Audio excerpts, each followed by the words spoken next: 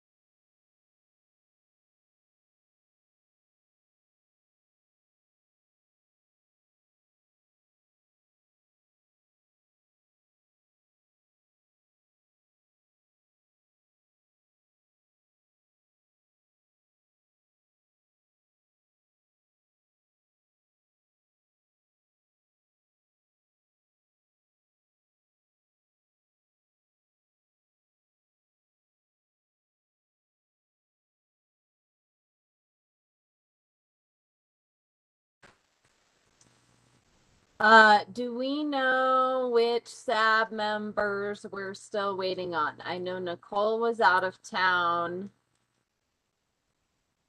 Pretty sure you're waiting on Alan, but give me 1 second. Find Macy's breakdown. So were we going to just barely have quorum tonight? Is that what I'm hearing? She never heard back from Patricia, but so Rich and Nicole were both gone. So Patricia and Rab, I guess. I'll send them both a text. Thank you.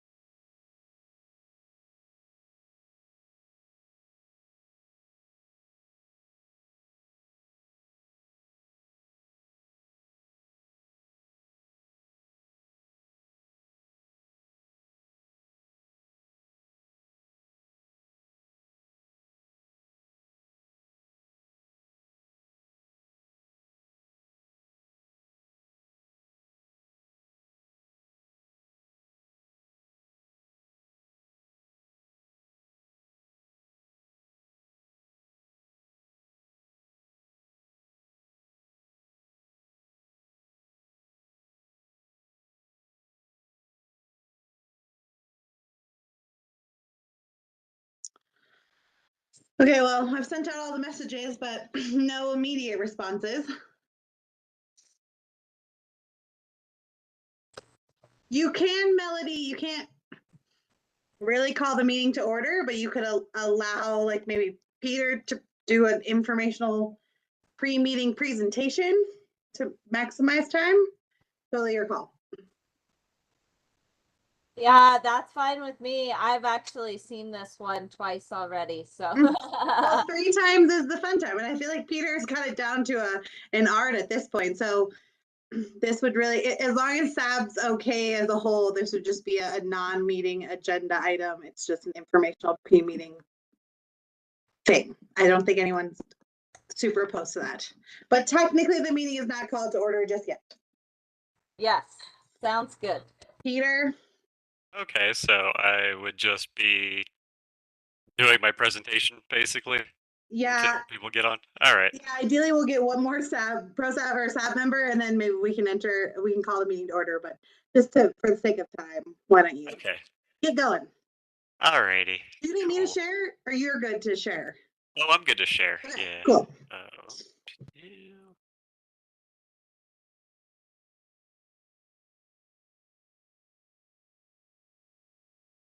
All right.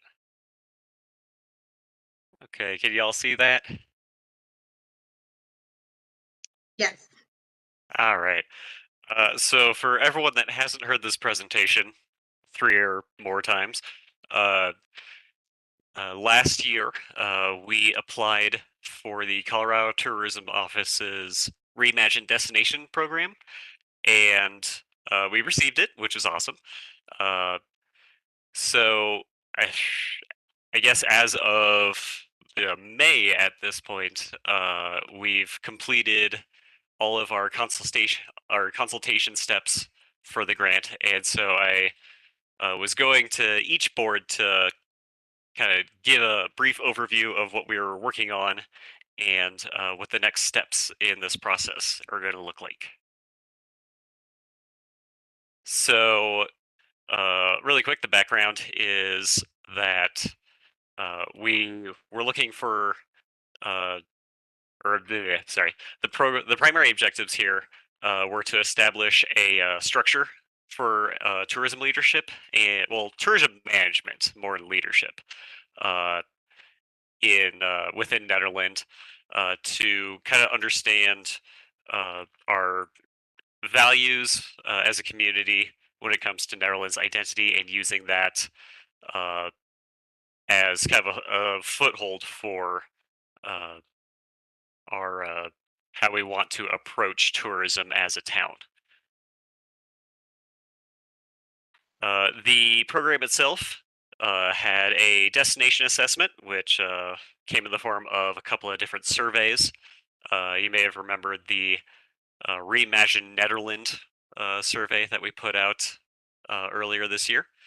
There was a full-day workshop last November with different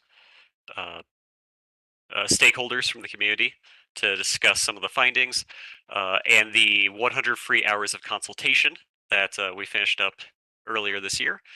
There's also going to be a $20,000 creative asset production shoot, which will happen likely sometime next year or if things go horribly wrong, early 2025. But most likely it'll be next year. So the first step of this was to kind of get an idea of what tourism is looking like in Nederland. We have a lot of different kinds of tourism that come up here. Nederland is situated in kind of a unique position where we are just accessible enough for locals who want a quick day trip or a weekend trip to get away, as well as being a destination spot for people out of state. So we have, as you may have seen, a lot of traffic coming through from all over.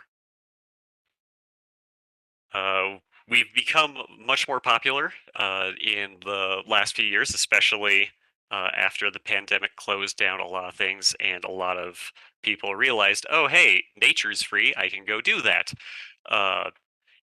from the destination assessment, we found out that on average in 2020, we were seeing 6,600 vehicles come through Nederland a day. That number is likely to just keep going up, and we're expecting that see somewhere around 7,300 vehicles coming through town a day by 2030. Yeah. Oops, sorry. So, yeah, because of this increased traffic, it became kind of an important thing to at least find ways to manage the traffic that we are already seeing. We're not looking to, get more people to come into town. We wouldn't really have a place to put them, but rather to manage the tourism that we have effectively and use that to our advantage to either get people to visit more shops in town or use that as an educational campaign. Uh, Currently, we don't really have much of an approach to tourism. We just kind of see what happens and fill any gaps that may occur. Problem with this kind of approach is as we become bigger, we can kind of lose a handle on what Netherland looks like if we just see uh, more and more businesses and uh, even us as the government just kind of catering to what tourism is looking like in the moment. Uh, so by getting ahead of that, we uh, are putting ourselves in a position to control what tourism looks like while retaining our identity and using it to either bring more people in during shoulder seasons or going back to that educational program that I just mentioned. Uh, the first step in this that was determined by the Colorado Tourism Office was to create a DMO, or a Destination Marketing and Management Organization, uh, who works with local stakeholders, helps with research and planning, marketing, uh, coordination, and campaigns. And in this instance, the DMO would be the town itself. So here is a bit of what that structure looks like. It would start like everything does with from the top down with our board of trustees.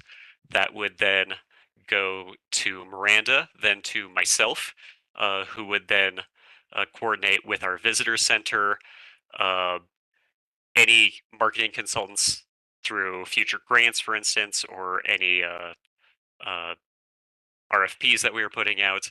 And it was also floated that we create a tourism advisory subcommittee to also work as kind of another branch to help uh, just coordinate any information and projects that we're working on, and I would work as the liaison for them.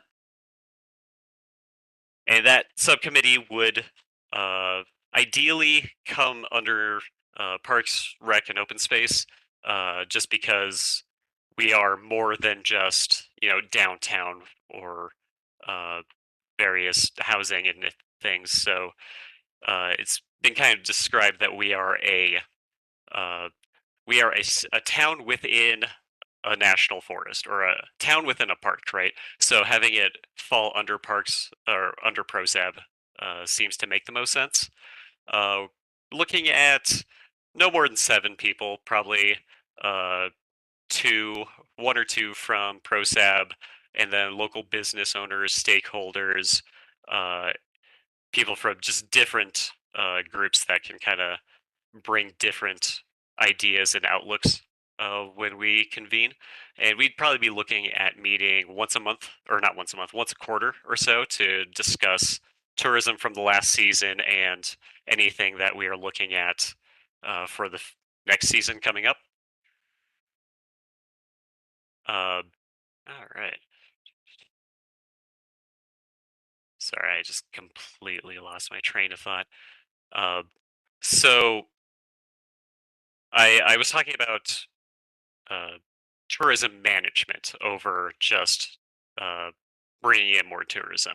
And so part of that is to take a look at the plans that we've already had in place, like Envision 2030, or the upcoming compensation, or not compensation, now I'm doing it, comprehensive plan update, uh, to see how tourism fits into those aspects, because it can work as a support for things that we already have a key focus on, like community engagement, development, and sustainability, and just seeing what we can do to use tourism to advance those goals. When I talked with the Planning Commission about this, they were very keen on the idea of having educational videos to promote sustainability for tourism in town, which I thought was just an amazing idea. One of the big things that came out of Reimagined Destinations was the Do Nederland Right campaign, which you may or may not have heard of so far. It's based on the CTO's Do Colorado Right campaign, which they came up with during the pandemic to help people understand what travel restrictions look like, and then expanded to help identify visitor behavior issues, like safety in the backcountry, or taking car-free transportation, things like that. This is all kind of just a suggestion from them. I've already got a lot of feedback about the name Do Nederland Right not being something that we'd probably want to keep, but I think the content is worthwhile. Part of what came out of that campaign was looking at what the primary impacts of tourism are in our town. So for that, we met with our core team of stakeholders and sent out those surveys. We also talked with land managers outside of Netherlands, but had a big impact on the tourism that comes through here, like Colorado or Boulder County Open Space and Eldora. So we did a resident sentiment survey to see what their thoughts were about Netherlands and tourism.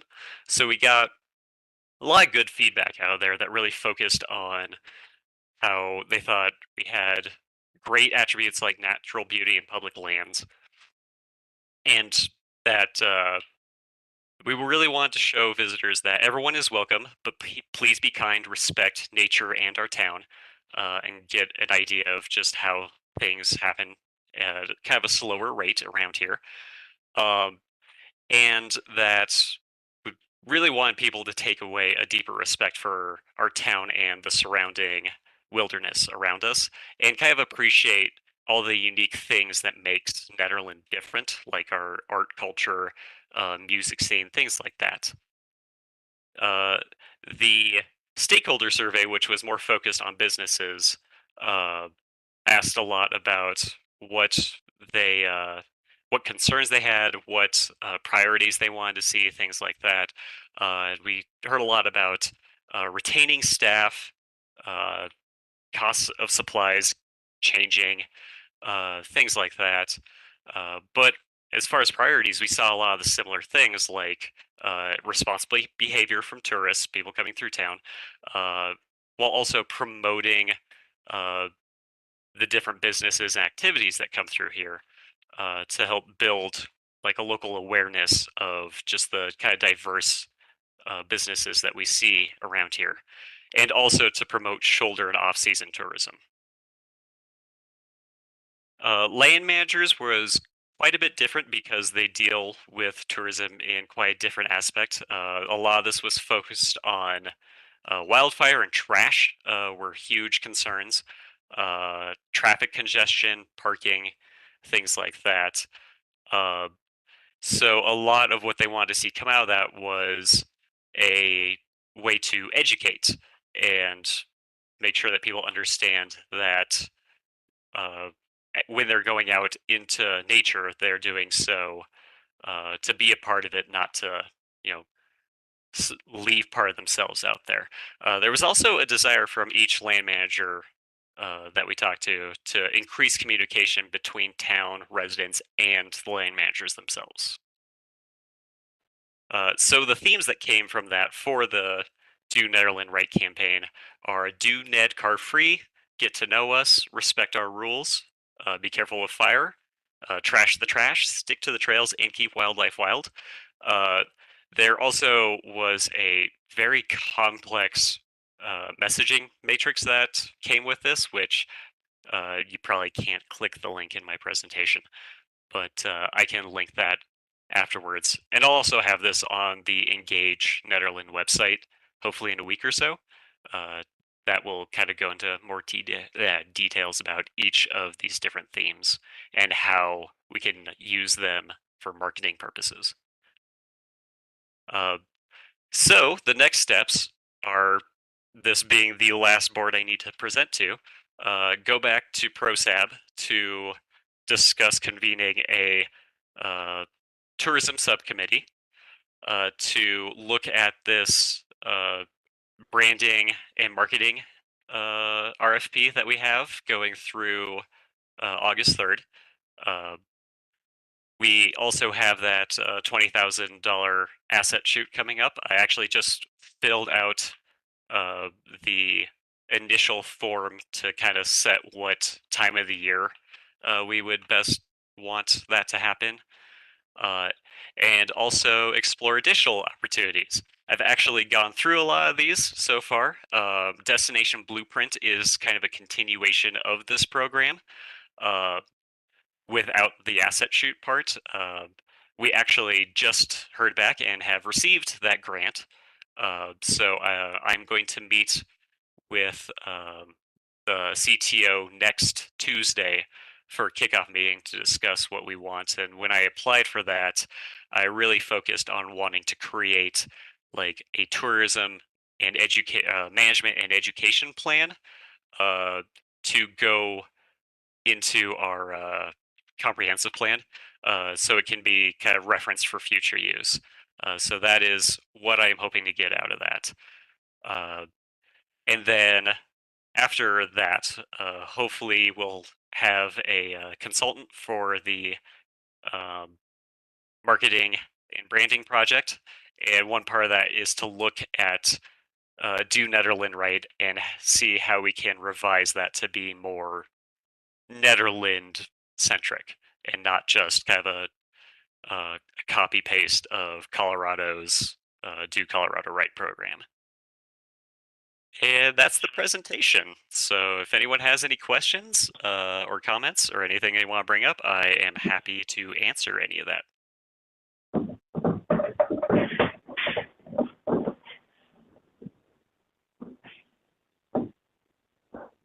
Who just joined us via phone? This is Rab LeChance. Hey, Rob. I'm just going to mark you as such. All right, that's it. Thanks, Peter. I'll kick it back over to Matt. Okay. Ooh, I'm going to call the meeting to order at 7:10 p.m. Does anybody have questions for Peter?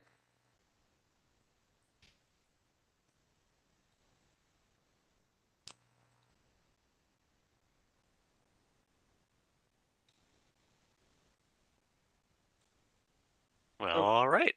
I have a question, Peter. Sure. Now that you've gotten, a lot of practice at giving this, you're going to start giving this the talk here that you just did at like Very Nice and Knotted Root every Friday night? Oh boy. Maybe. We'll see. Good job. Thank you.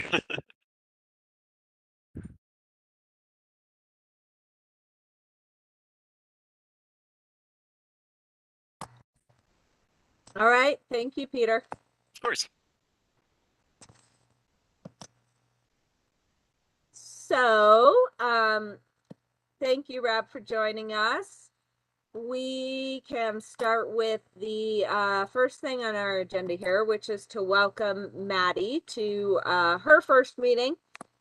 I'm Melody Baumhover. I am the chair of the SAB. And so why don't you introduce yourself, tell us why you wanted to join SAB. Sure thing. I'll start my video. I was finishing up my dinner earlier, so I didn't want to eat on camera. Yeah, I am Maddie. My last name is Woods. I noticed it was Smith on the agenda. I don't know if that's needs to be corrected anywhere else. But yeah, I'm excited to join the Sustainability Advisory Board with the town. I work as a sustainability manager and a project coordinator at an engineering design company, so multidisciplinary engineering firm down in Louisville. We do a lot of local projects, but also projects around the country, whether it's a national park, state parks, different things like that. So I'm excited to contribute to the town and help the sustainability action plan for the town come to life, and also maybe implement some of my skills in my local community. Congratulations, Maddie. Welcome. Yeah, Maddie, I'm so sorry. I was Welcome, interacting with the Maddie Smith the day I sent that to Melody. So that was me. All good. So definitely it's correct everywhere else.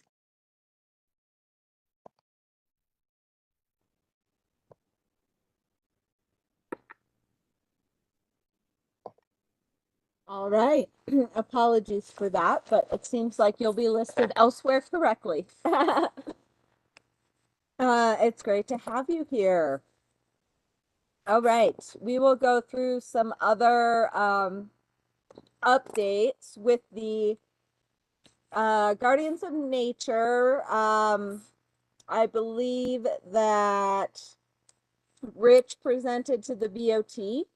And if everybody feels comfortable with it, him and Nicole can kind of work on what maybe needs to be updated to get it past the next time.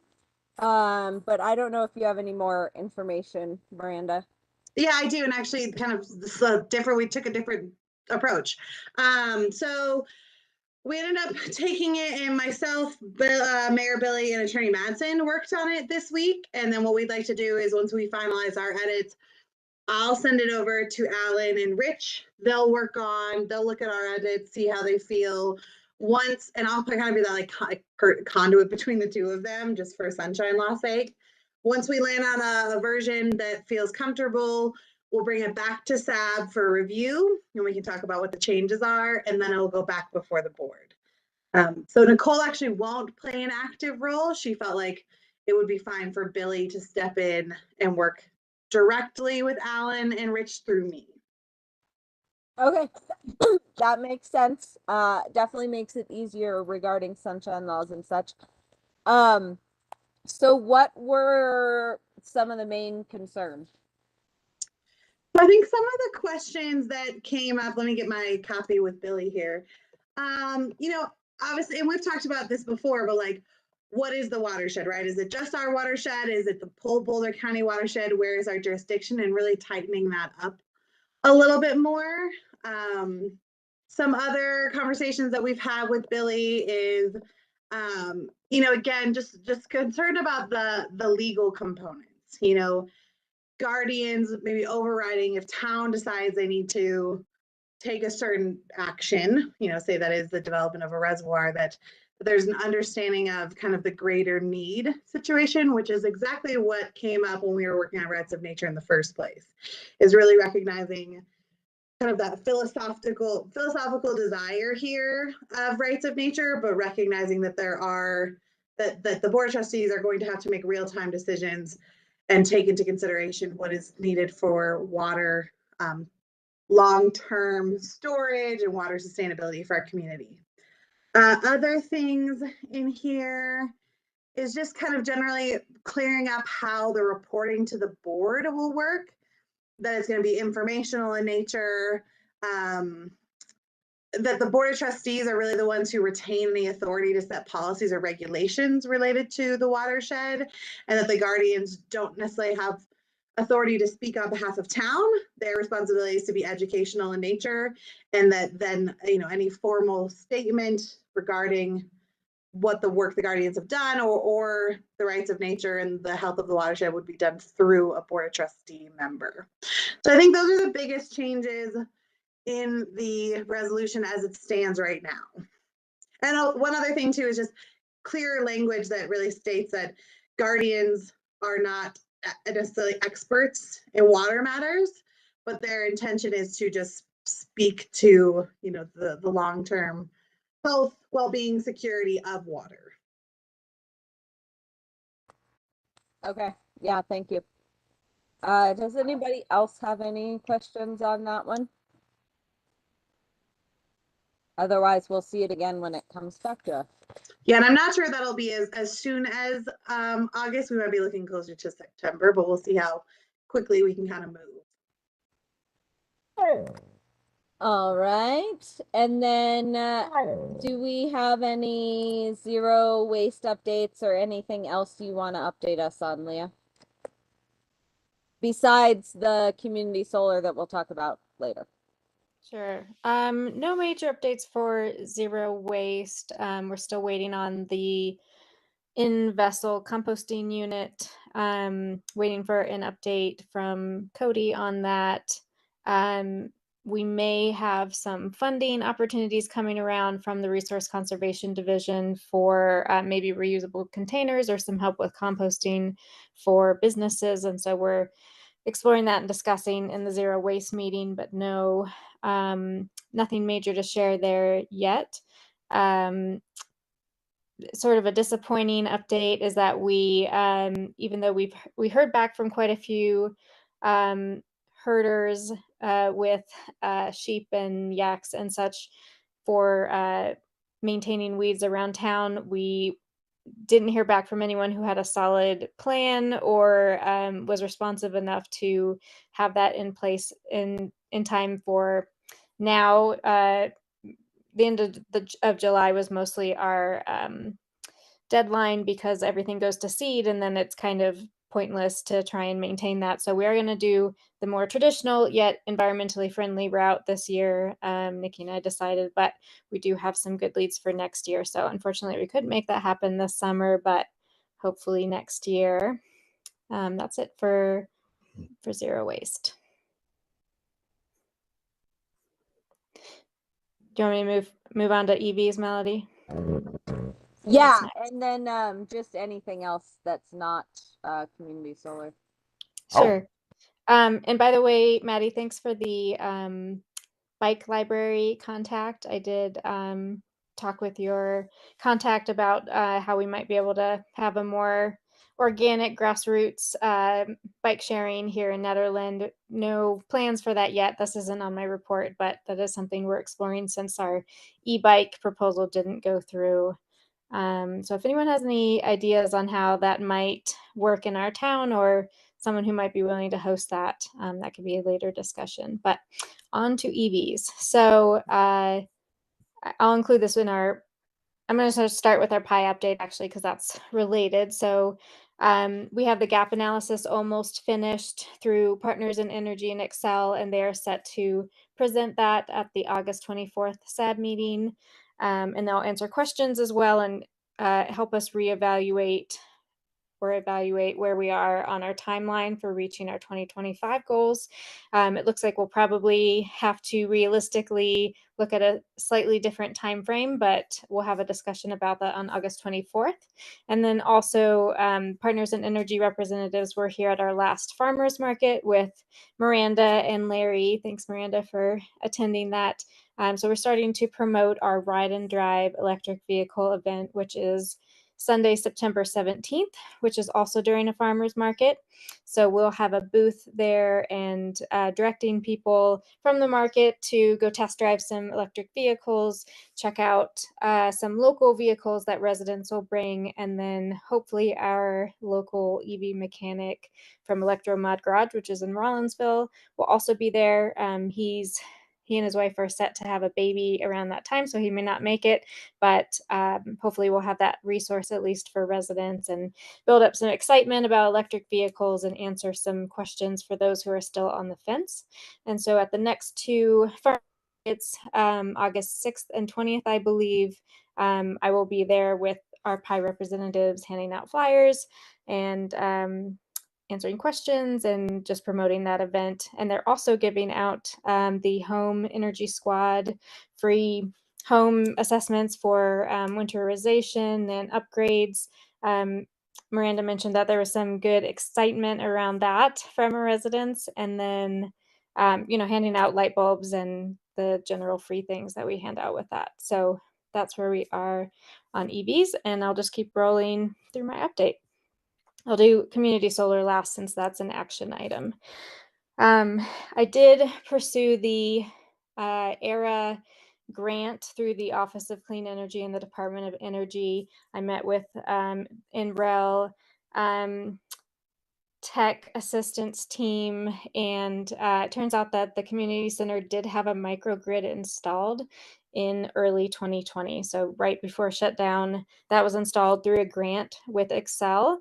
It does include battery storage, and in exploring that, we found that the solar panels are a little bit older. There are some complications with the current microgrid, that have led to some maintenance costs that the community center wasn't fully aware of and sort of got stuck with. And so it didn't make sense to continue working on that microgrid or upgrade it without figuring out how we might cover the maintenance that's involved with that. And aside from that, we would need them as a partner who is on board with this idea, and it wasn't quite there based on how the previous project went. So we took that off the list, and then I also explored the Old Town Shop, which I think you suggested, Melody, to look at a geothermal heat pump. And unfortunately, that shop is under repair, and so we couldn't explore that either. And so after some discussions with NREL about what other opportunities we might have, there just wasn't time to formulate a complete project in the timeline before the grant pre-application was due. So unfortunately, we did decide to not move forward with pursuing that grant funding at this time. There could be future opportunities as well. And we'll try to be more proactive about these grant opportunities, because they seem to be, like we're receiving them as they're opening and then trying to figure out where those projects are. And I recently attended the Partners in Energy quarterly meeting with some industry experts that help formulate some of those plans, like the projects should come first. And so as we have these SAB discussions and we're identifying these projects that are the most high priority for Nederland, instead of chasing after the grant funding, it's could be more beneficial to identify our key projects and then see what grant funding might match that instead of the other way around. So I'll be working on that over the next few months to have a better process on how we might be able to get some of this grant funding. Any questions about that before I move on?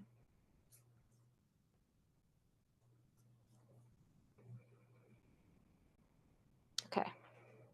I just wanted to say that if you have any booth space on August 6th, I'd be happy to join for that EV event, the farmers market. Yeah, that would be great.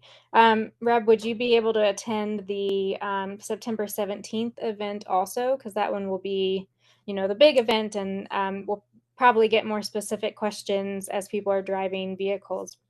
Might you be available for that? Unfortunately, I have current travel plans. There is an off chance that they'll be canceled, but as of right now, I might be out of town. Okay. Okay. Well, yeah, the August 6th, there's plenty of space in the booth. So yeah, would love to have you there.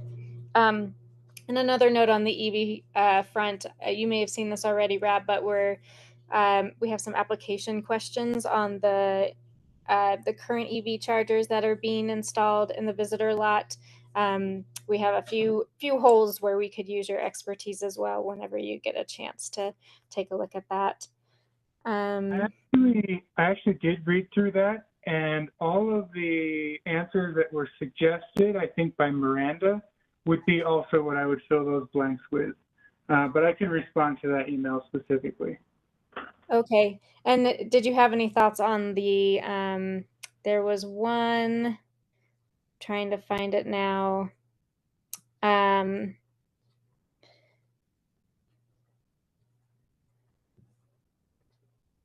it was several emails deep. The grid benefit section, I think, is totally blank. And I don't know if we have to answer that one, but that was the one that I think we may need to include something for. So yeah, we can talk offline about that, but thanks for your help on that. And then we are still waiting to hear if we were awarded the CFI grant, which is another EV charger that was submitted through Partners in Energy on our behalf. We don't actually know what the timeline is on finding out, but we will keep that on our radar just to see if we might get another bonus EV charger. And so, Brad, we may come back to you to if we're awarded that, to see if it might work in the BNF parking lot or if we'll have to look at another location. So stay tuned on that. And then Partners for a Clean Environment will be back here in Nederland in September or October to do another walking tour with our businesses and probably with the Green Business Network as well. And then no update on our rooftop solar campaign either. I've reached out to them a couple times and haven't received a response. So I think that probably won't happen this year. As I was discussing with Miranda, I don't know that that's a huge chunk of our renewable energy goal, since most people who would have the ability to install rooftop solar have probably done it by now. But hopefully we'll be able to continue some form of that campaign in the next year or so. And so that brings us to community solar. So things are set with Pivot Energy to be our new community solar provider to replace US Solar. Mayor Billy was partway through the process with US Solar, so we're hoping he can test the sign-up process. It's supposed to take 10 minutes or less and be easier than US Solar sign-up process. I was only able to go partway since I'm already signed up through Community Solar with US Solar. But if I need to, I could cancel that and try it again. Or if there's anyone here who maybe would be interested in going through that sign-up process, there is a link in the SAB agenda to their website and how you might sign up. So that they have roughly 100 households worth of community solar available, but that's not reserved specifically for the town of Nederland. So we may not get all of those 100 spots. So I would really like to open that campaign up as soon as possible so that we can get as much of that chunk as we can. And obviously that's not going to get us all the way to the goal with what we have already, which was 31 subscribers through US Solar. That's about halfway to our goal of 300 in-town subscribers. So once that provider's slots are filled up, we will move to another project, which is through Power Market. That's a third-party provider that works with developers. I met with them again this morning, and they don't have a specific time frame quite yet on when their next solar project will be available, but they do expect that in the next 6 months. So if we can fill up that first Pivot Energy spot within the next 6 months or so, we should have another project lined up shortly thereafter. And both of those seemed like really easy sign-up systems. I went through the demo with Power Market today, and it was like a 5-minute sign-up process if you have your Excel bill. Also much easier than our previous sign-up system. So it is an action item tonight to see if we are good to go to promote this campaign. I would feel better if we had someone on SAB who might be able to test that sign-up process, but I also would feel totally fine moving forward with the project as well. So open to any questions or feedback from all of you. This is Chris. Do we know how soon we can launch that and how soon we can get people, public starting to sign up? Or Yep, immediately. So they already have the project. It's been open for a little while, which is also part of my eagerness because other people are signing up for those spots. Yeah, they're ready to go. There's no contract with Nederland, no MOU required. It's a bit less formal, I think, than what we had with US Solar. So yeah, they just gave me the link. They've already given me the marketing materials. We could have that up tomorrow or whenever Peter might be able to put it on their website. Well, I was gonna say that I could certainly be the guinea pig for sign up test as well. So Great. if you send that link over or in the chat or something. Yeah, I will throw that in the chat right now. Actually, do we have chat? I don't think chat's Oh, working. So okay. you can email it, or maybe it is on Should this have one. chat. Yeah, I don't shut it down for advisory boards, just the board of Okay. trustees. Okay, yes, I'll And throw in the chat here. Leah, you can send that info to me tomorrow, and I can at least get on the website. Awesome. Even if I can't like share it elsewhere, like at least having it there would be helpful. Great. Yes, it's still US Solar now, right? On the website. Yeah. So get that out. So the link's in the chat, and then I'll send over the flyer, which is also attached to the SAB agenda as well. Okay, awesome. Thank you.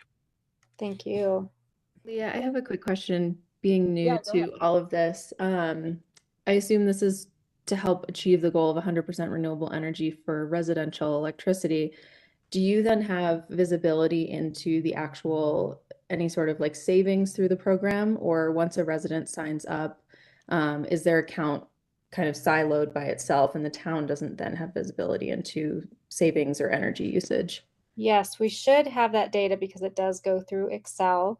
And yes, to answer your question, it is part of our method to reach the 100% renewable energy in town. And so people outside of the town limits can sign up, but we're mostly counting in-town subscribers, and the goal is 300. So this would get us halfway. It's more for probably, as you know, people who can't install rooftop solar on their homes due to having enough sunlight or the financial considerations. And so it's great for renters specifically. And we have a lot of renters in town. So yeah, without the landlords getting on board to create solar for those residents, this is a sort of a workaround.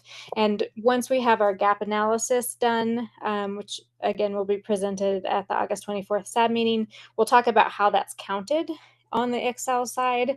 It's slightly complicated because Excel counts it on their side, and so it's a little fuzzy, but I'll leave that to them to explain that pretty soon. But we are also tracking it, and I get reporting from Pivot Energy as well in terms of like how many kilowatt hours total we have and also how many subscribers.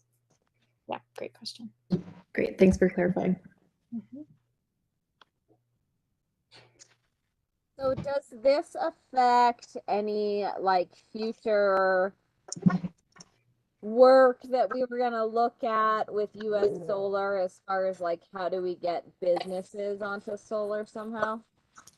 Yeah, so this is residential only, so that is separate. And I'm glad you brought that up. So Partners for a Clean Environment is mostly the contact for commercial solar. So Busey Brews build right now went through the PACE program, and so they helped them get all those rebates.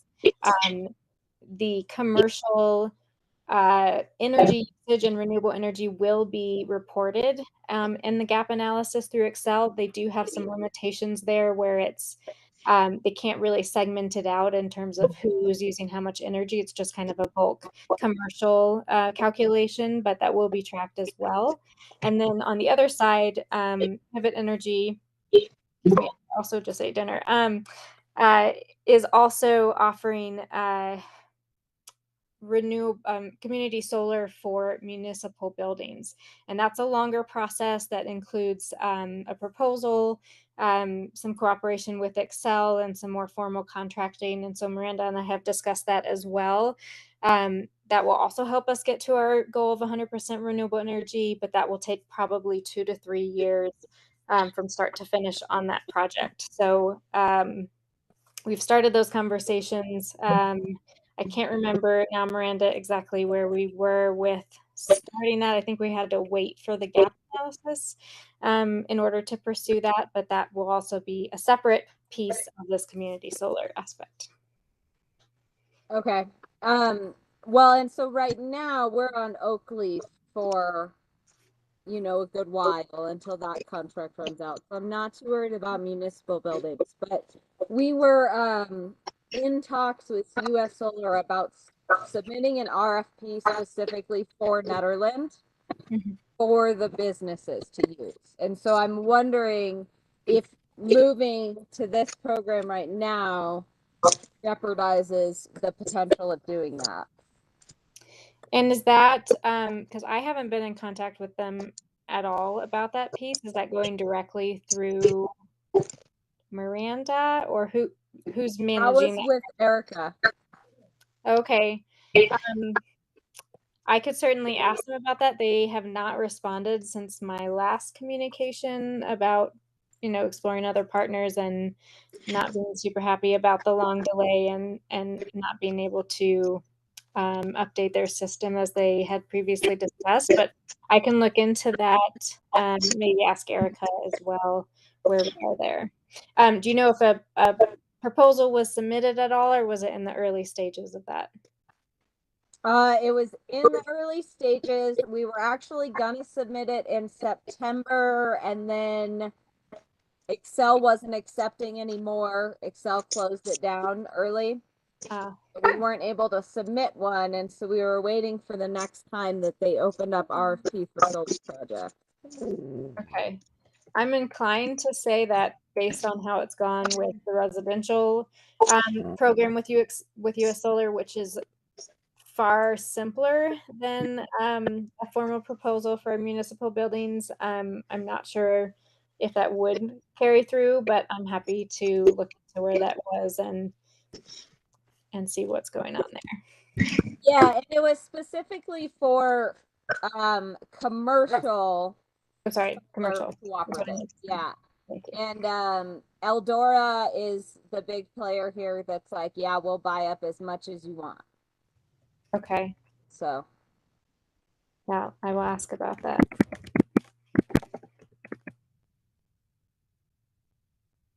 Any other questions?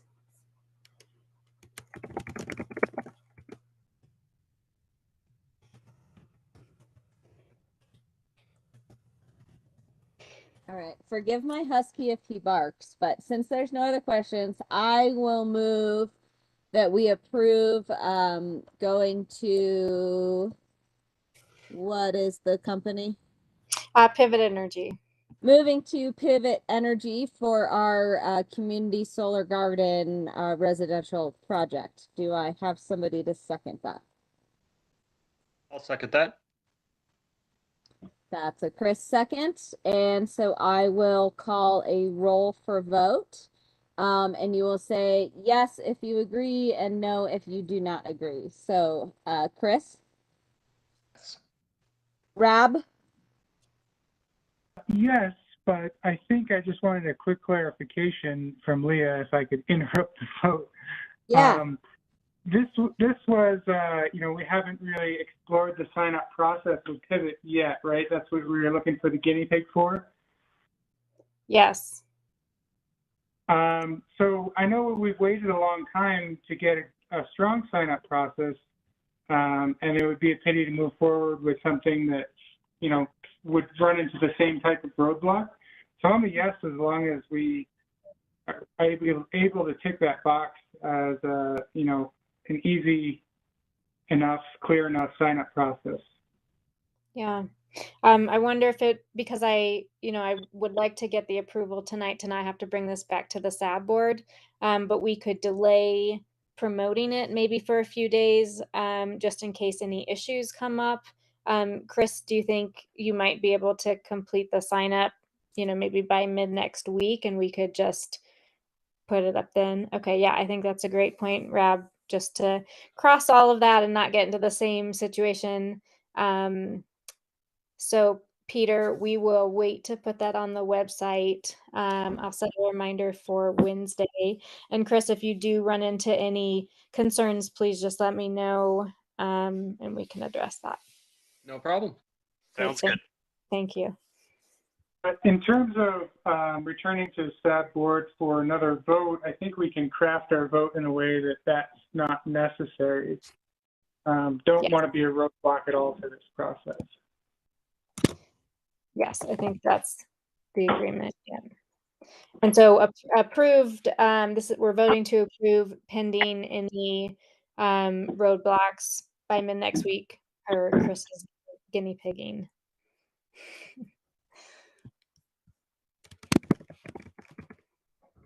Okay.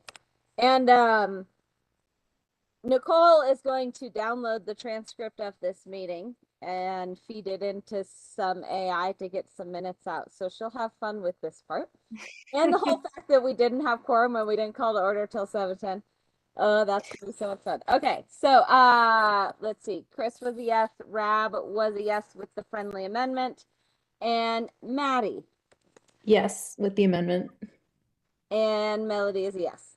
So we are good to go with switching over to that new campaign. I am still on the energy outreach, so I guess I'm still technically through US Solar.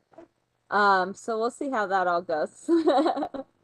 Yes, and I think that is technically a separate program, even though It's US separate Solar than was the Nederland one, yeah. Yeah. But it's still US Solar. Okay. Yeah. They weren't counting it in their total counts, which is curious, that particular program, but good to know. And it seems like, I mean, I'm still on the community solar with US Solar. I'm getting emails that it's moving along, so I don't think that's a total wash, but we can certainly have more success, I think, with a different provider. Yeah. All right. And this new provider, it's not a contract in an MOU, so I really don't think that runs us into any issues, but Right. And we don't okay. have a firm MOU through US Solar either. There's no, I mean, we had like a loose agreement, but there's no contractual obligation that we're breaking. So just to cross that out too. Yeah. Cool. Great. That's the end of my update. Perfect.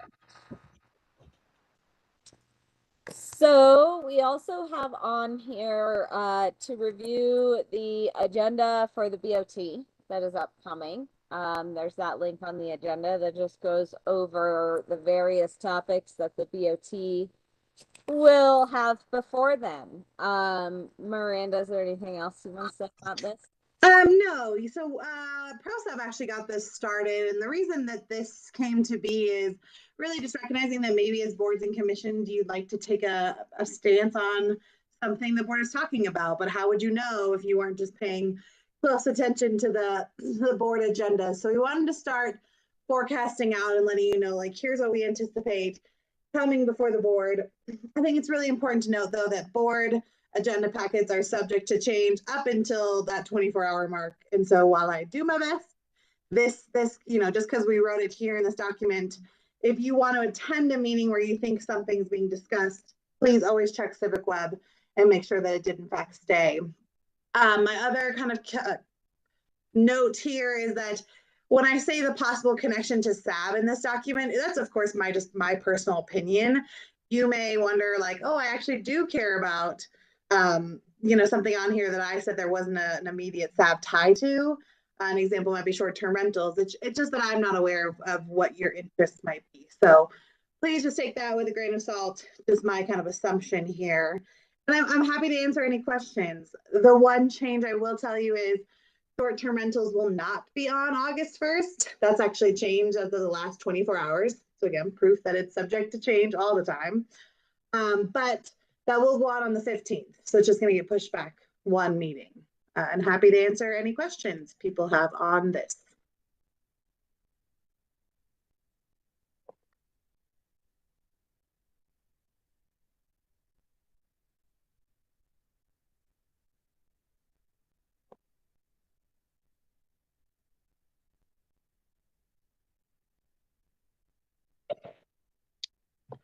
Melody, if you're talking to us, you're muted, or you wanted a long moment of silence. I don't know. I am muted and I was not talking. Okay.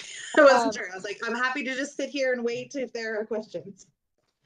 Yeah, so for those who aren't looking at it, they're gonna be discussing the economic vitality grant funding for the NDDA, the supplemental budget, which there will be some discussion of the sustainability coordinator there. So be reminded that that might be a good one to attend and voice your opinion. And if there's anything we want to pass, oh no, never mind. That one already happened.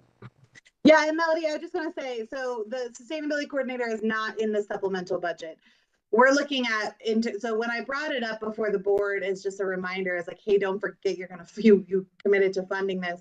That's for 2024. And so the intention would be that Leah would run out the contract as the part-time contracted position. We'd then post for full-time. That's still our intention. The board seemed very supportive of that, but yeah, this supplemental budget doesn't have it in there.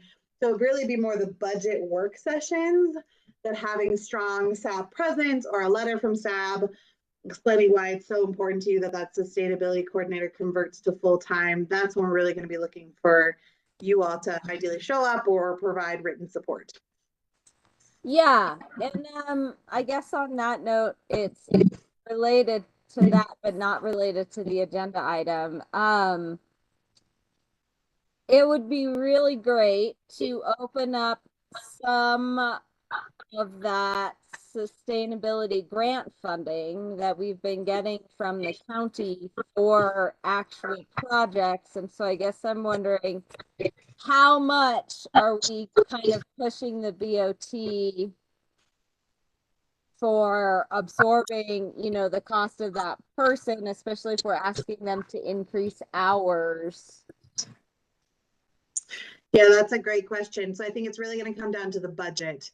If say, for example, the only way for Rita and I to really sell it is, hey, here's a sustainability coordinator salary, but we can offset it with 15,000, then we'd like to make another ask to use that for the sustainability coordinator.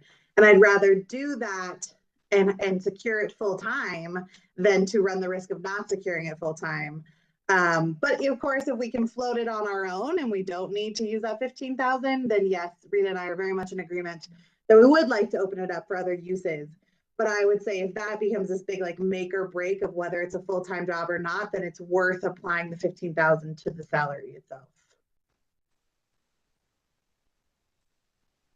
Yeah, that makes sense. I guess as a looking at helping out with SAB now for 10 years, it's been a goal to have this full-time position for that long. And I know the town budget is tight, but I think it would be really good for SAB members to just think of creative ways to really explain how important this position is.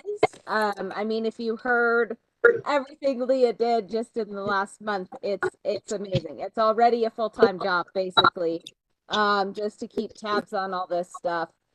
So I'd really like to see, you know, us come up with a good letter for those budget sessions later on. So maybe let's next meeting talk about this, so that we can really push for this full-time position. It's hard to have different town departments doing different things, siloed, and definitely kudos to Miranda, has done a great job as town administrator of trying to like pull together those silos. It's much better than it was 5 years ago. But that's one thing that a sustainability coordinator really does do, because they're in everybody's ear, right? They're talking to everybody because they're doing all these different things. So that's all I gotta say. Melody, if I could just echo your point, I think that there's a strong foundation for a full-time person, just with what you said. You know, everything going forward, just in a really large sense, requires a sustainability, and looking even further, if you're looking at ESG, and if the town is looking towards that, you know, every decision should be run through a sustainability or an ESG lens.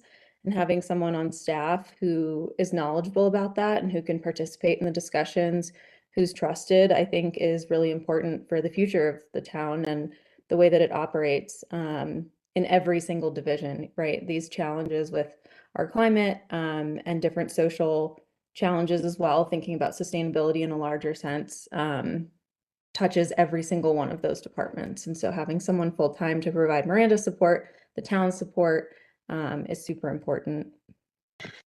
You know, I will say, and I appreciate that, Maddie, what I will say, and Lee and Melody, you were both there, like, I know we didn't get deep into the conversation about the sustainability coordinator, but when I was like, don't forget, you've committed to this. And we tried last year, we got super creative and how we could splice together two jobs that didn't belong together, but wanted to try.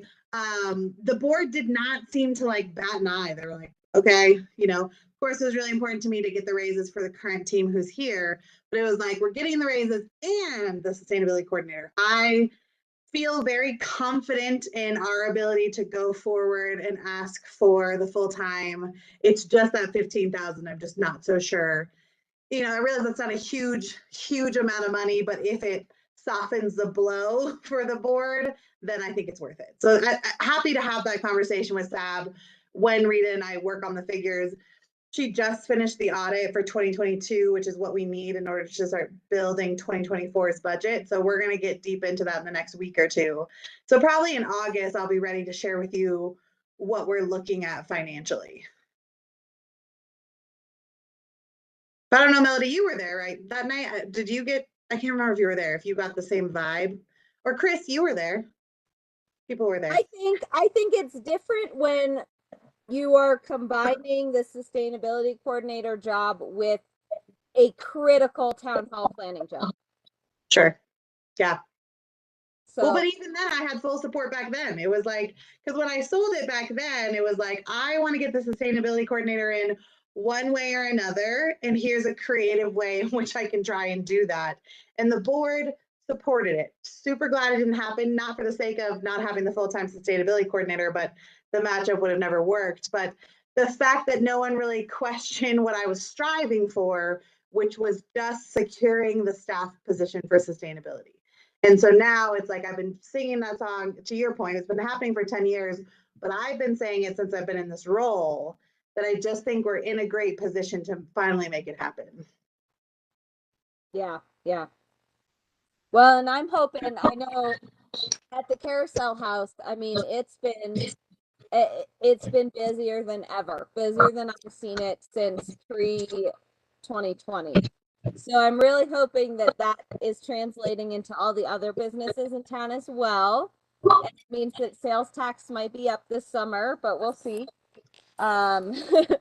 Fingers crossed, yes. Fingers crossed.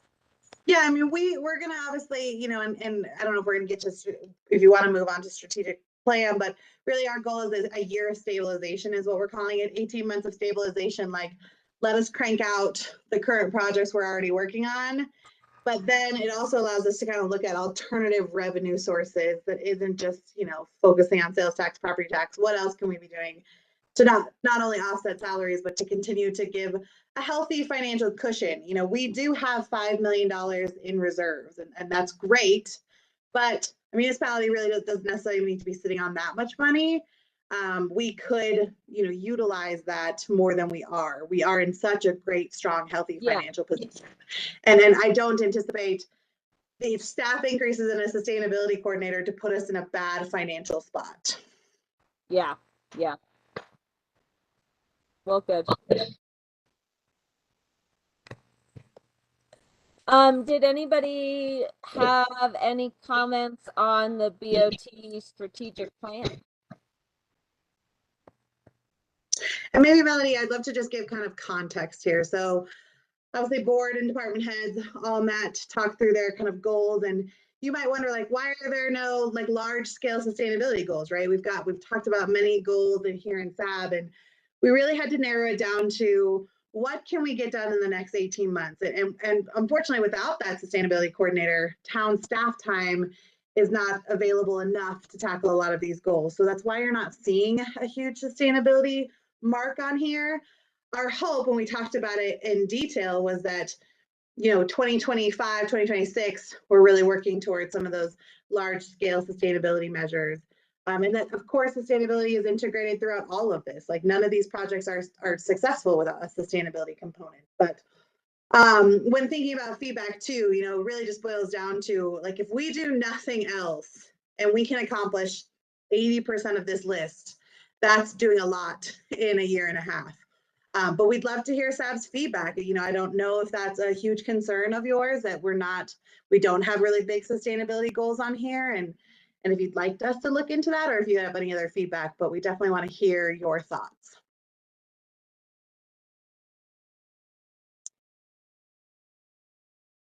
I have a quick question on that note. I know that there have been a number of RFPs out there for the multimodal transportation plan, as well as the comprehensive plan that really will impact the future of Nederland and the development. And I'm just wondering if, you know, maybe sustainability isn't mentioned outright in these goals. I mean, it's, you know, it's mentioned in a couple of places, but it's not a goal.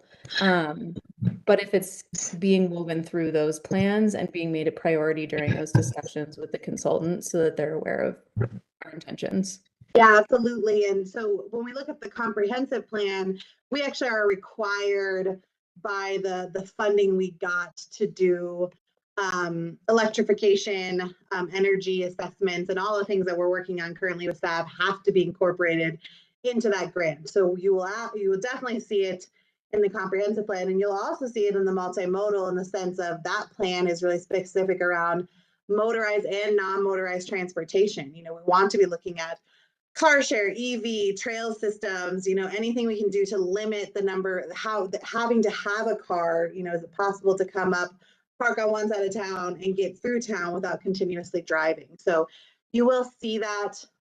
Happy to strengthen some of the language in the strategic plan to maybe enhance that so that there's an understanding of the substantial sustainability component, if you think that would be helpful.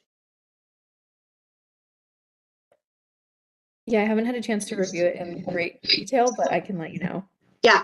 And yeah, no pressure to respond tonight. We're asking for everyone to send us their feedback between now and August 10th, because this is set to go back before the Board of Trustees on the 15th for final adoption. So feel free to do a one-to-one. You can also email the board as a whole. So if you're not quite ready tonight, that's completely fine. Just when you have a chance, we'd love to know your thoughts. And I just want to add, even though it's not specifically called out, I see that electric vehicle charging stations are specified in the document. Water is also specified. That is all connected. And so, yeah, I feel like it's pretty well represented, even if it's not specific to sustainability. Yeah.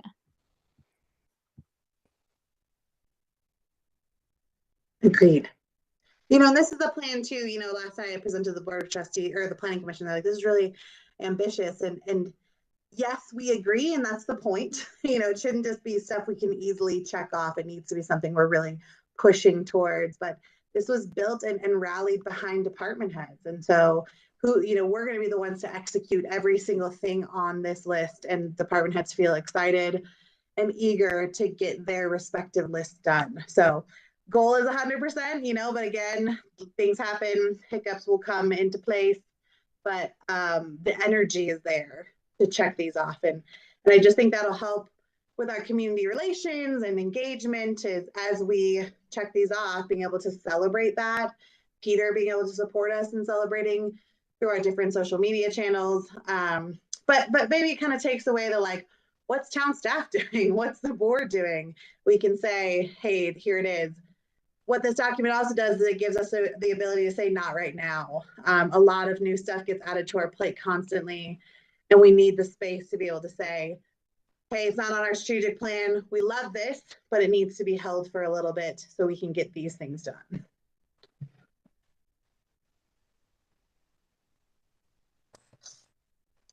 Yeah, I mean, it might be ambitious, but it's about 30 less things than it started out as. So it's moving in a good direction. The one thing on here, because I feel like most of this, you know, are projects that were started at some point in the past and we're kind of moving forward. So SAB has been a part of a lot of these things.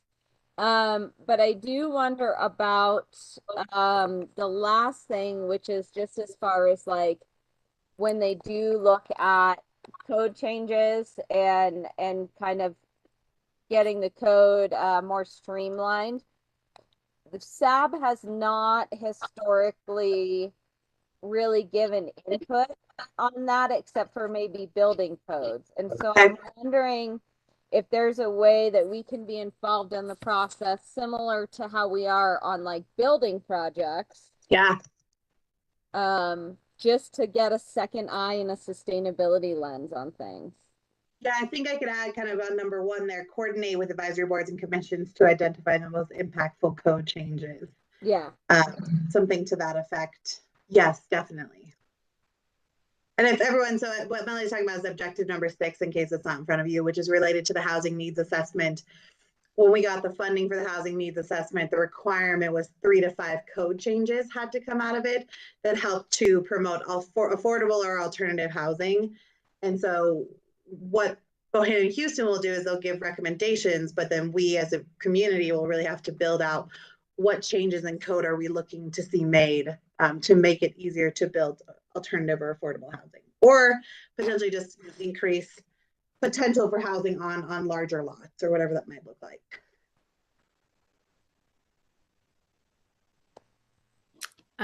Another question about this plan. I know that equity has been a big focus of a lot of projects this year, and I was wondering if that was taken into account, for example, the housing, transportation, etc. Sorry, will you say that one more time, Leah? We had discussed, as a whole, as a town, that equity is a big focus this year and recently, and was wondering if that was taken into account for these projects, specifically housing and transportation. I wouldn't say the board talked about it. Now it's a huge part of where the plans are being made. But it's an expectation of the consultants. But in terms of like what will be the final product and how it's implemented, that we haven't talked about that. But my expectation or understanding would be the consultants would provide guidance on how to address that equity piece. Okay. And so a lot of this, I know that, in the world of Facebook, there's a lot of like, so many plans. Yes, there are a lot of plans. These plans feed into the comprehensive plan. And so the comprehensive plan is going to be more robust than ever because it's going to have a multimodal and housing and a PROS master plan, your trails master plan, marketing and branding kind of stuff. You're going to have all these subsequent plans, which means your sub area and your sustainability and your downtown plan. There's more funding to go into areas that we don't already have supplemental plans for. And then we'll have appendix and we'll tie to. But what I love is that every plan is ending around the same time. So the comprehensive plan is that final thing in December 2024 with all these other plans ending at some point in time in between now and mid next year. And so I know it feels plan heavy, I get it, but it is worth it. The approach we're taking is going to create a better plan than we've had historically and potentially an award-winning plan still, but really will give us a complete picture here. And then I don't foresee having to do these piecemeal plans because now we're going to have it all in one document.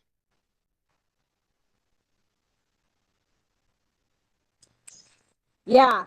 And I think, that's one reason I wanted SAB to be able to look at code changes specifically is we have talked a lot about equity because we know how difficult it is to be sustainable when you don't have a lot of extra pocket cash. And so I think maybe our input could be kind of voiced to that social sustainability side of things as well. Yeah. And one thing we can kind of, when we've met with all the consultants for the various plans, one thing we did ask is like, be careful about survey fatigue. So our expectation too is that they partner together and release, they do their outreach together. So if you go to a farmer's market and there's a town booth, it's going to have multimodal team, the housing team, assuming we're still doing that, the comprehensive team, PROS team, you're going to have everybody. So it's like a one-stop shop of like, tell us everything you think and not like here, do 800 surveys and you don't remember what survey you're doing anymore because we've asked too many times. So really being mindful of how we approach it and recognizing that we have so much happening at one time. I'm not trying. Oh, sorry. So send your feedback unless anyone has anything verbally.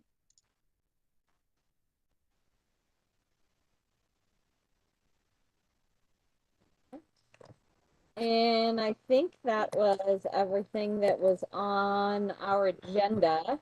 So we had talked about last meeting trying to invite public works and or parks, and I was thinking maybe Peter too. He's here right now, but somebody from the office side of things to just talk about where is sustainability right now in day-to-day operations in town and how our staff feeling about it, and maybe identifying ways we can start to roll in sustainable decision making from the bottom up, you know, like, okay, when you go to place a new order for some new material, you're already set to go because it's already in your procedures that you're gonna look for a sustainable source and things like that. I don't know if you were able to talk to anybody yet, Miranda, but how are staff members feeling about being in person next month and having quorum in person for a meeting in August?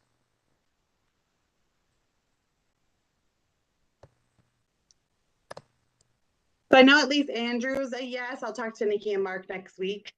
But Andrew from Water and Sewer is a go. Cool. I know I can meet in person. Rab or Chris, are either of you available to meet in person at our next SAB meeting, which would be August 24th?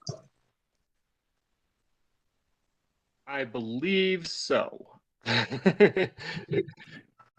It's far in the future, and you know, it's yeah, work is crazy, but I'm pretty sure I'm here that entire week in August, and I'm fighting to keep it clear. So, And for me, I can be in person too.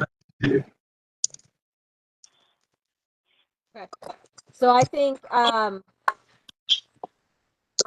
hoping we'll get there, and I'll remind people 2 weeks from now that we're going to try to meet in person and see where we're at.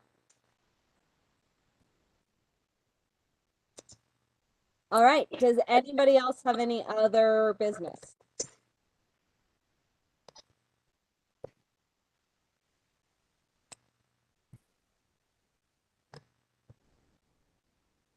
Hearing nothing. Thank you, Maddie, for bearing with us at a disorderly meeting. And we can adjourn at 8:09 p.m. Thanks, everyone. great night, everyone. Thanks, everyone. And thanks for calling in, Rob. Yeah, sorry I was coming in a bit late, but thanks for the reminder email. Yeah, yeah.